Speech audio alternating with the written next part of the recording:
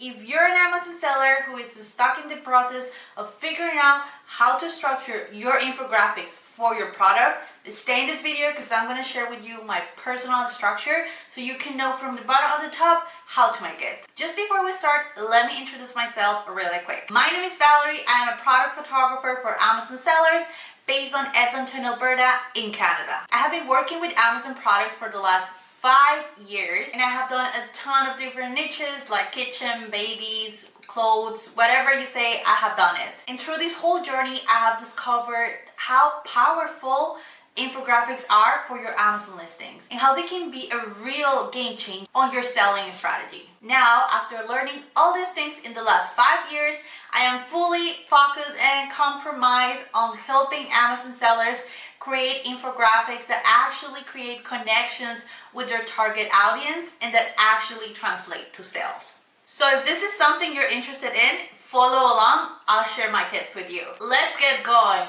Today's video, I'm going to share with you the ideal structure for an Amazon listings in 2024. The reason why I'm saying just 2024 is because I believe the marketing is changing and evolving all the time.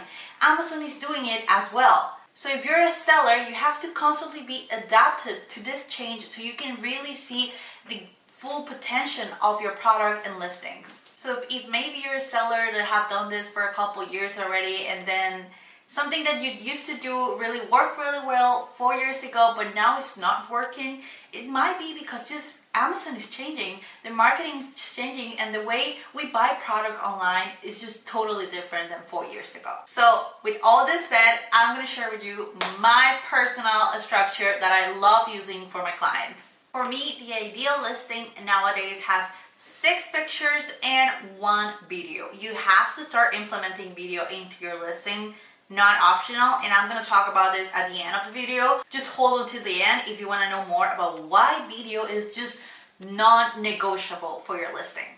The first image of our listing is going to be the cover image. This is the most important image of all of them because this is where your client is going to look for you. This is where they're going to create a connection with you. This is the image that is going to generate clicks.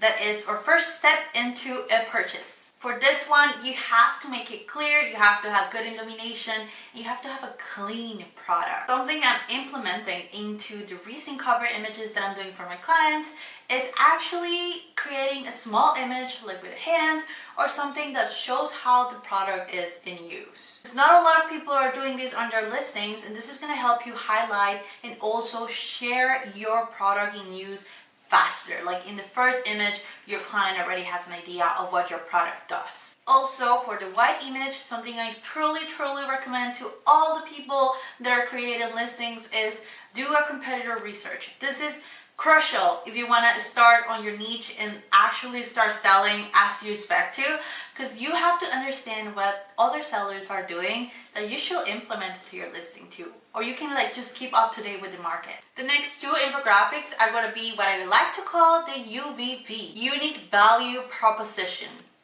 Here you're going to share with the client why your product is so special and why are you different than your neighbor product. I know that usually in previous listings here you will see your measurement infographics or maybe like a material infographic, but that's not working anymore. That's not what the client wants to be. That's not connecting with the client. You have to hook the client on the first 2 infographics and share why are you special and create a connection with them. So it's going to be divided by your first UVP where you're going to share why you're different. This could look like a bundle where you show all the things that are included and maybe the other products doesn't have all those things add-on, or it could be like something you tweak into your product. For example, when you're doing your competitor research so you can know if this product is a good product or not a good product, you have to read the reviews on the other Amazon listings. Once you're reading, see what people are not liking and implement that into your UVP so you can have something special and that actually is not in the market yet. Your second UVP is just be an extension of what you initially just mentioned. You want to keep clarifying to the client why you are special. Something I also advise that you can do if your product suits to it is also mentioning that it could be locally owned or locally made if it is locally made. That's a super powerful advantages if you sell in the States or Germany or Canada, just to mention that it's locally owned or locally made. The next infographic is going to be the fourth infographic, and here we're going to talk about features of your product. This could look like advantages, material, or different uses you can give to the product. Basically, more information and features about your product. Remember, you can always repeat information from your UBP just to reinforce what is your UBP. The next infographic is going to be the infographic number 5. And here we are going to talk about objections that your client may have, and we're going to destroy them. There's different ways to do this infographic. It could either be by using a measurements infographic. If the previous buyers have a lot of objections on measurements, sizing, this is a good option to start implementing your measurements here. Or you could also do a versus infographic where you use a different product in your product and you put the advantages of your product in here. Or it could be a material and details infographic. It's just up to the competitor research that you previously did for your product to understand what are the common objections of the buyers and destroy them and see how can you make them good. See how can you implement that really into your product and now share it with your client. Alright, and now we're back into the last infographic that is going to be what you commonly will say your lifestyle infographic. But I just want to give you a heads up. I don't believe that lifestyle infographic should be just someone using your product on the last part of your listing.